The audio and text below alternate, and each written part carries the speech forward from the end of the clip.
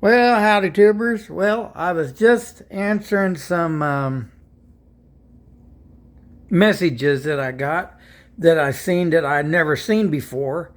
And so I thought I needed to say something about, because I really, really, really do like answering everybody's questions or comments or however you want to say it.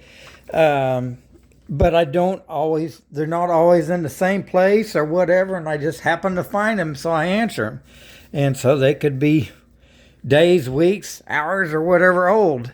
So that's what I was just doing, but I wanted to get that out there and tell people that, I'm not ignoring you or anything like that. It's just if I don't see it, I don't know unless I happen to run up on it. Anyway, so I thought I'd show you. I actually had done something and laid out the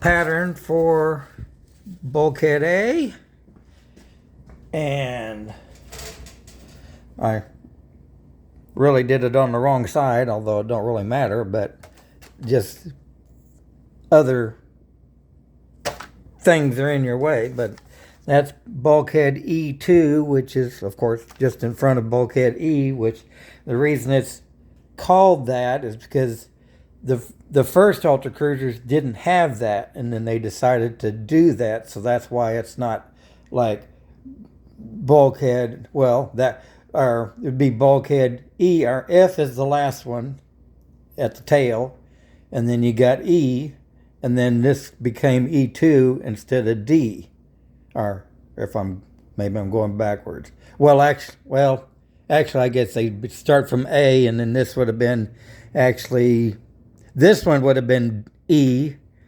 and then actual E would have been F, and then F would have been G. There we go. So I've got, these are the last ones I've got to make.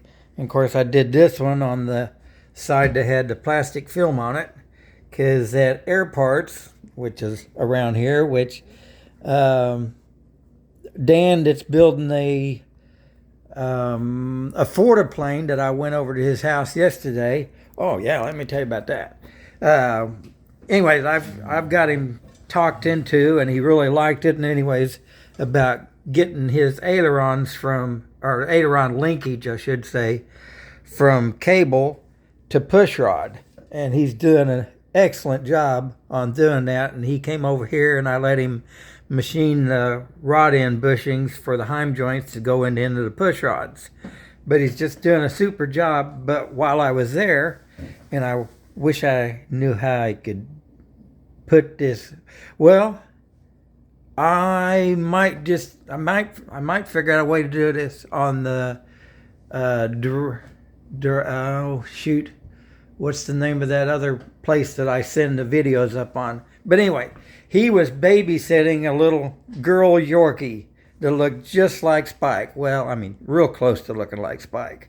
And all the time I was there, anyways, she didn't bark, and I would pet her, and anyways, it was cool. But she was 9 years old, and Spike lived, I think, 11 and a half.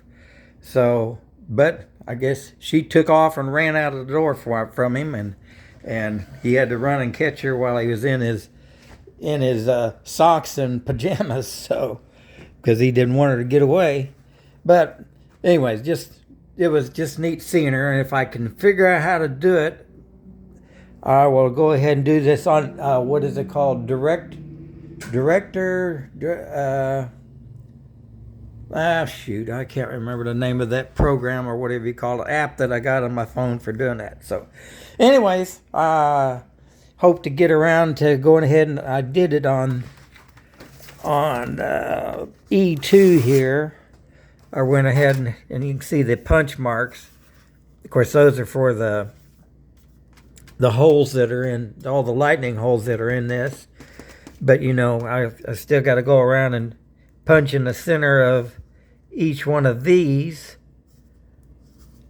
so that I can do my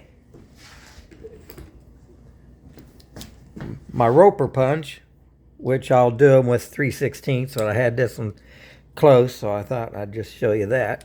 The Roper punch, and of course they've got on the face of that punch, it's got a little tit on there that'll go in that punch mark that I do this with, and punch that, and then gives you a place, a little tit in the Roper punch to grab a hold of, and then you can punch those holes out instead of drilling them.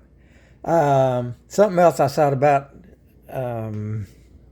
yesterday, I thought, well, I ought to do a video on these, because I've had these done for a couple days. But that is, when you cut your pieces out of a bigger piece, and I know I've said this before, but I just really need to say it just so people remember, and believe me, it really is helpful. But mark the pieces you cut off, mark what it is. Like, this is 20 thousandths, this is 25 thousandths, so mark that on, because the markings aren't always in the place that you need it to be. I mean, you can get your micrometer and go out there and measure it, or dial indicator. Well, anyways, get something to check it with. But it's just so much easier to just go around and write you whatever it is on there with a magic marker. So, anyways, of course, the main reason for the video was I wanted to say that I'm trying to keep up with everybody that's sending messages, but sometimes I just don't see them. And one guy was telling me, I think that was Gary. He really sent some really neat messages and stories and stuff. As a matter of fact, I just wrote him back saying that. But let's see.